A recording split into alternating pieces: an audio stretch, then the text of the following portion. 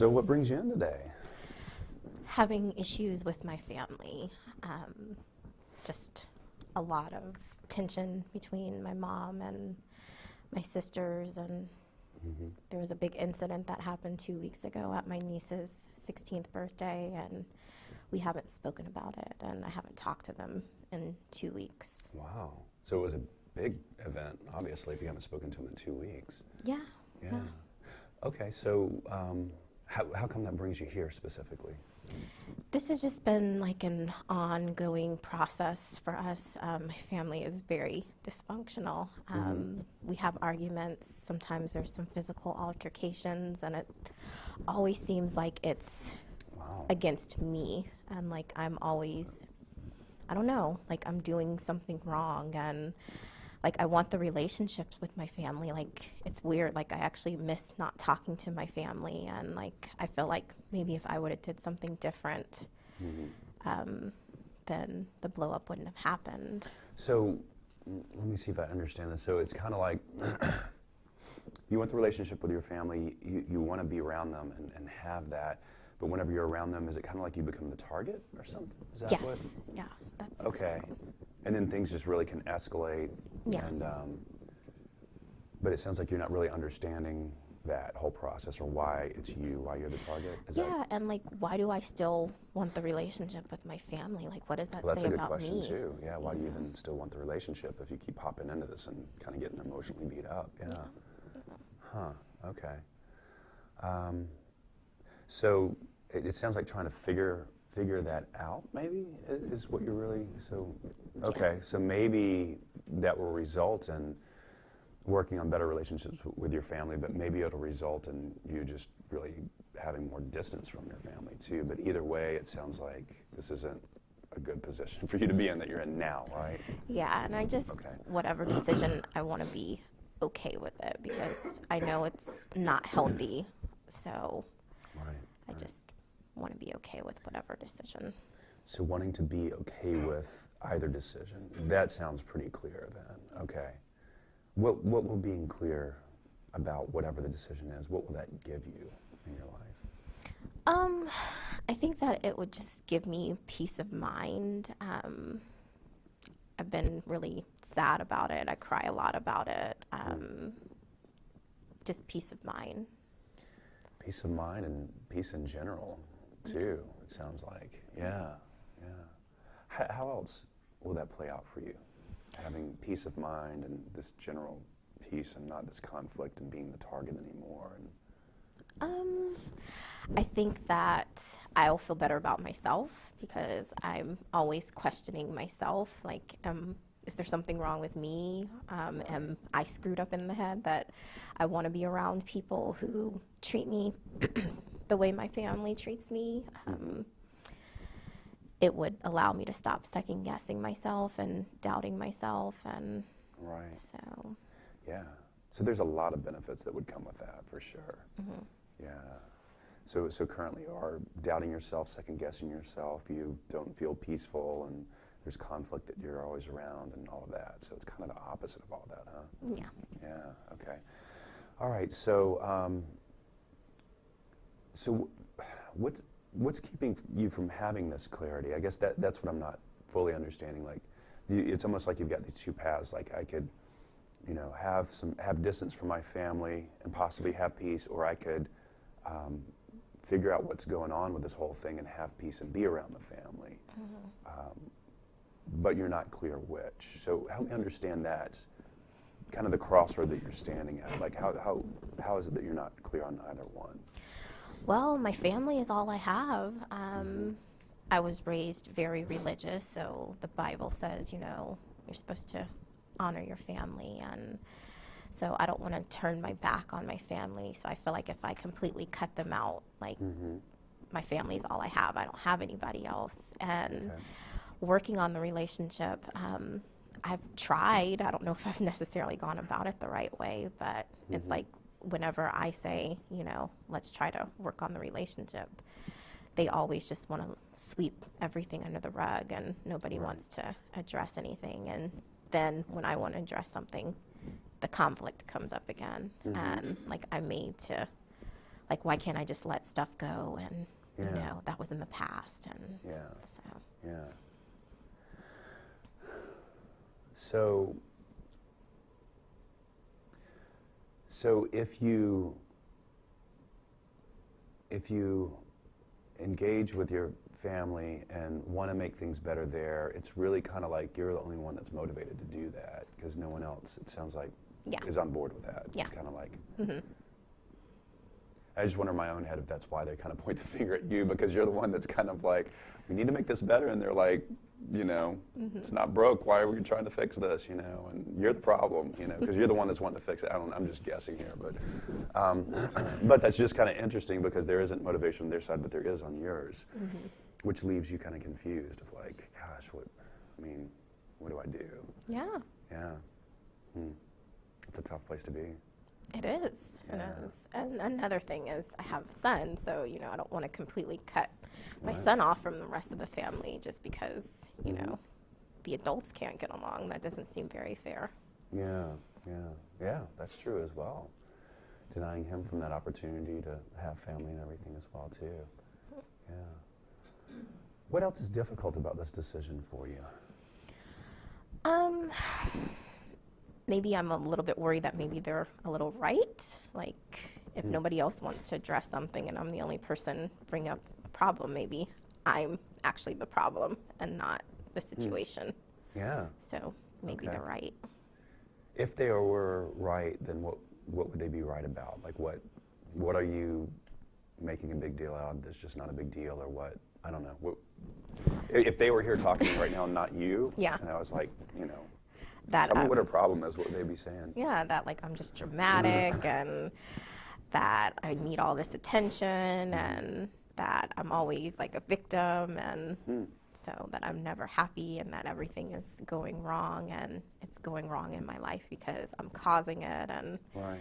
that I just want to not move on and just basically I'm always a victim. So that kind of confuses you too, it sounds like, that you're not even sure about that. Like maybe you are the one that's the problem. Is that true? Or is there just a part of you that's like, maybe they're right, but I'm pretty much don't think they are? Like where do you fall on that kind of scale? I think that I fall heavily on maybe it is me. Maybe I do just want to be the victim and that, you know, I always just look for situations and everybody else can let things go, but I, for some reason, have to like hold on to them and like have to address them and talk about them before I can move on. So what's wrong with me? And I'm the only person in my family that does that. Right. So if you like became the person that they thought they wanted you to be, this, you know, woman who didn't hang on to things or dramatize things or make a big deal out of things, then would everything be fine? Or I mean, like, what exactly would things be like? I think that they would be fine. Like, I would get along with them and, you know, we would have blow-ups and fights and we would just So that be able wouldn't to... stop necessarily, but... No, my family's very volatile. Okay. So that would continue, but what would be different? We would just move on, like say sorry and move on. So not moving on is the problem for you, and not moving on is the problem for them. Yeah. Is that okay? Yeah. And I think for me, Interesting, not yeah. addressing it and like you say sorry like a bunch of times, but you keep doing the same thing. And so to me, that doesn't say that you're sorry. So. Well, at the same time, it sounds like there's a part of you that isn't necessarily okay with that sort of functioning or interaction or behavior. Yeah. That would be, I don't know, it just sounds like it would be hard to kind of jump that hurdle, you know, for you. I'm just kind of wondering out loud. Not that you couldn't maybe do a better job at letting go or things like that, but I don't know, it just sounds like you kind of see things a little bit differently than the rest of your family. Yeah, I do. Yeah. And I think that's the problem. So. Yeah. Okay, interesting. So that might be the problem. Now, I guess, what's right and what's wrong? You know, I mean, is it wrong for you to to go against this instinct that you have of like, you know, why do we keep just abusing each other emotionally and doing this over and like moving on and doing it over? I mean, is that wrong for you to kind of brush that aside, or is it the right thing to just kind of accept like, well, this is my family, and you know, we just kind of, you know, beat each other up in a lot of different ways, and like, I don't know. Well, you know, if it didn't get me so upset, I guess then I would be able to move on and, you know, just not worry about it. But it does upset me, like the incident at my niece's birthday party. Yeah, we haven't even talked about that. Like I was up all night long, just really, really, really upset. You know, I was calling my friends at like 1, 2 o'clock in the morning and, you know, asking for advice as to what I should do and just to vent. And so. What are you hearing from them? I'm hearing from them that, you know, I should just like stop talking to my family and just, you know, cut my family off. But like that's easier said than done for me because I don't know. I feel like I need to be around my family. Yeah. So the outsider's perspective is just get away. They're all crazy. Yeah. And again, like I kind of feel like my friends are starting to think that I'm playing the victim. So there's that again too. Well, there's also value that you hold in these relationships, you know, beyond even just the biblical obligation that you said. You know, it sounds like that's, you know, okay, whatever, that's a part of it, but that you really like being around these people and care about these people, right? I mean, it's beyond that. Yeah. But then, so this is what's interesting for me is I'm either, in my mind, this is kind of what it's sounding like. I'm either immersed and, you know, in this family, or you said the phrase, turn my back on them earlier, which is like two extremes. It sounds like, you know, I'm either immersed, I'm in their, you know, dysfunction and like I'm a part of that, or I turn my back on them, which is, at least to me, sounds like a pretty powerful statement. Not only turn your back on them, but turn your back on them and pull your son away from them too. Yeah. I mean, like right now I just don't see, and like you put that up, like there's middle ground. So like I don't know if there is middle ground, and if there is middle ground, like what is that even? Yeah, I don't know either. I just, I guess just kind of hearing how your descriptions are just vast, like opposite ends. It's there isn't, I guess, middle ground. So, what would middle ground be or look like if there was middle ground? That's a good term for it. I think for me right now, where I'm at, is middle ground would be just you can have communication with my son, but not with me necessarily. And you know, when you do go around my kid, like don't talk to him about me and like what's going on between us. So middle ground would even still be like ceasing going to family functions and communication and all of that. So okay. How come that would be middle ground?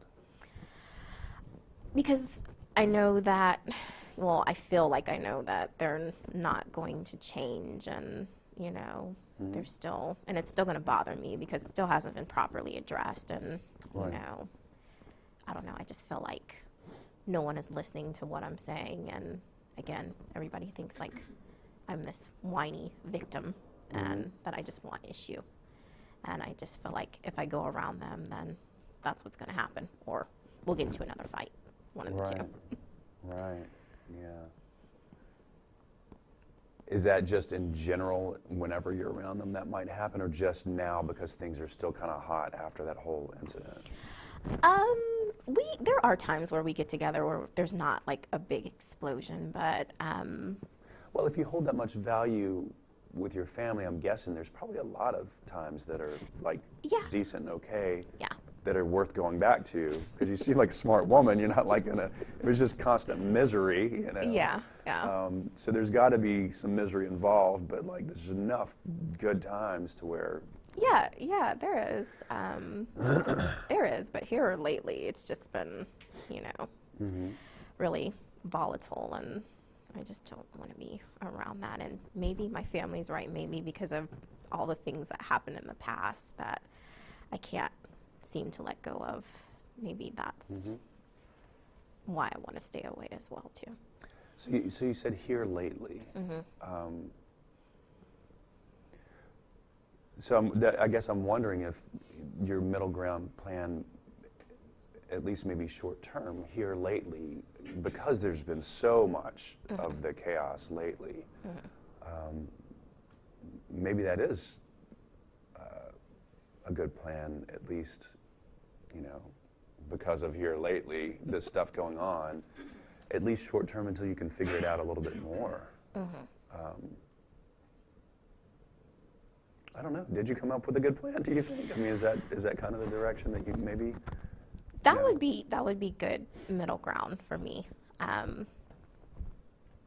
only problem is, like, I can't guarantee that my family won't, discuss why we're not talking with my child, and I don't feel like that's right of them because it's not any of my son's business why I'm not talking to them. So that would be my ideal middle ground, but. Yeah, so by you having distance, it might kind of light the fuse of, like, the next conflict, which is, why ain't she talking to us? Why is she like, Yeah. So keeping from potentially lighting that fuse, but still keeping your distance, is that even possible? I don't think it is. They still call me and, send me a bunch of text messages asking, like, why am I not talking to them? And, the incident happened between my mom and my older sister. And so my other sister was just saying, how much my mom really loves me and really cares about me. And, she's sorry, but it's like, it's the same cycle we go through. Yeah. So I don't know if I'm, like, lighting the fuse or not, but. Yeah, well, I mean, would you be lighting the fuse by keeping your distance and then potentially having them talk about you behind your back to your son and that whole thing? I know on my end, I would be lighting that fuse because I don't want them talking to my son about me behind my back. So, like, I know that would make me really upset. Sure, yeah. Yeah. And then, like, I would have to go over there and confront them, which is what they would want, because then I would be talking to them, and then it'd be like I started it. So that makes sense. Yeah. So this conflict is still ongoing. How do things like this usually resolve anyway? Because your family, if they go through so many conflicts, then they go through so many resolutions too. Whether it's sweeping it under the rug or whatever, it's like eventually it kind of goes away and then you go on to the next one. Yeah. Like, how will this probably resolve? If everything continues as usual and I just talk to them and they apologize, we just sweep it under the rug and move on. Usually I'll go for like a day or so without talking to them, and then my sister will call and be like, hey, let's go out to lunch, and then she'll surprise me. My mom will be there, and then my mom will start crying and apologizing, and then we'll all have a good cry, and then we'll move on. But, like, nothing gets resolved. So that's the roller coaster you're ready to step off of. Yeah. Because you're going to go through it again. You know it's going to happen again.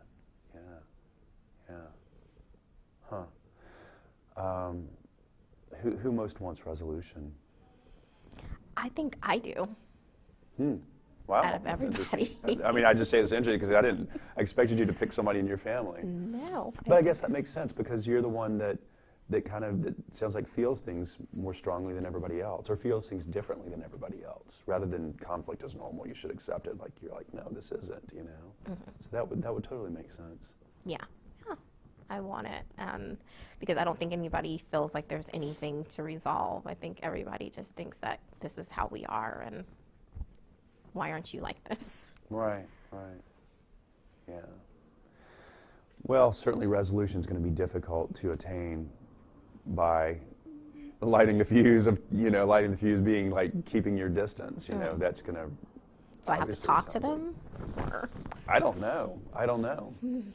If these things tend to not resolve themselves on their own without your presence or without you being a part of it, this one might be ongoing, but doesn't mean that, distance isn't what you need either. So it's a tough place to be for sure. Yeah.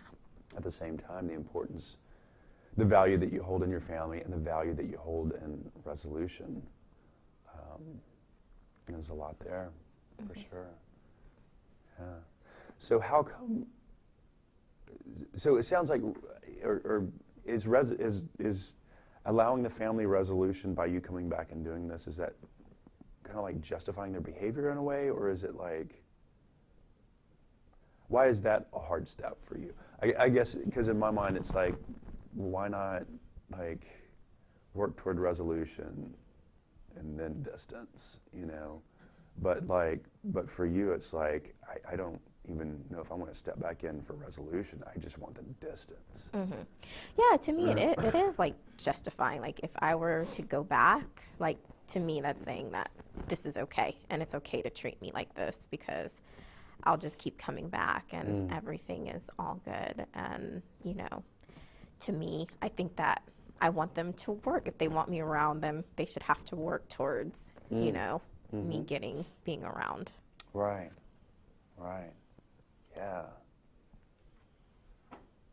So that puts a lot of the responsibility on them. At the same time, yeah, that's interesting. Will they interpret it as that, do you think? Like, No. Oh, we need to just get our act together and realize how wonderful she is and start treating her with respect and earning her presence. Is that the kind of family they are? Or are they No. No. Okay. They will see it as me. There I go again. You're being a victim. You're being dramatic. Yeah. You're being the jerk. You're like, these aren't necessarily the most rational people you're dealing with, it doesn't sound like, right? Yeah. Yeah. So when you deal with not the most rational people, rational strategies don't always apply, huh? Mm-hmm. So then you get creative, I guess. Yeah. Yeah, so knowing that they might not get the message that you would want to be sending them in terms of like earning your presence and all this stuff, yet resolution still being important for you. Yeah. Yeah, it's a tough one. What does your son have to say about this? My son loves his grandma and he loves his aunt, so he just wants to know like why we're not talking, and like if I don't answer my phone, my mom will call his phone, and when I say like I don't want to talk to your grandma right now, then of course he wants to know why, and then like he's even starting to ask like why do I hate grandma, and why am I so mean to grandma, and so that doesn't make me feel very nice. Is it pretty apparent that like is it pretty apparent that you don't want to talk to her? Like if he's like, hey, grandma wants to talk to you, you like got an attitude, or is it like? I might have a little attitude. Okay. Yeah. So he probably knows how you feel by seeing how you act and respond. Okay. How's that for you then, knowing that you're kind of, because that kind of pulls him into it too, right? Of like all of a sudden he's like. I didn't think about it like that. So. Well, I mean, I could be. I'm just guessing, but it seems like if he's reading that you're not real happy with grandma and consistently not happy with her, then it's like he probably knows, So now he's kind of a part of the mix somehow, huh? Yeah. Well, it doesn't make me feel good, and it doesn't make me happy that he has to see that when me and his aunts and grandma aren't getting along, because that's the last thing that I want, you know. Sure. Yeah. Yeah, so it almost seems like the stakes are even higher now, because it's not just about you anymore. I mean, like you said earlier, I want my son to be around them or whatever, but it's almost beyond that now. It sounds like to where it's now your son's kind of becoming a part of that family dynamic of being in the conflict and witnessing the conflict and feeling the conflict too. So, yeah, and like certainly perpetuating this family cycle is not something that you want to do or want him to do either. Yeah, yeah. Because I know how it was when I was growing up, and like I don't want him to, experience that. So now you got even more pressure on you. How does that feel? Not good. Not good. Yeah, yeah. So you said you kind of didn't realize that, wow, he's, probably reading into and feeding off of like your anger or bitterness or whatever too. So, yeah, what does that do to the situation, or what does that do to your need to figure this out? It makes it more urgent. Like, I want to resolve it and come to a happy median because I don't want it to affect my son, and I don't want my son to be hurt in the process by it. But at the same time, I just don't want things to continue as they are. So it sounds like this, so you've got this ultimate goal of how you want the family to be and your role in the family, but then you've got the reality of, let's do that with this hand over here. Then you've got the family, the reality of the family, which are these kind of emotionally blinded people in these cycles that kind of like see you as the problem.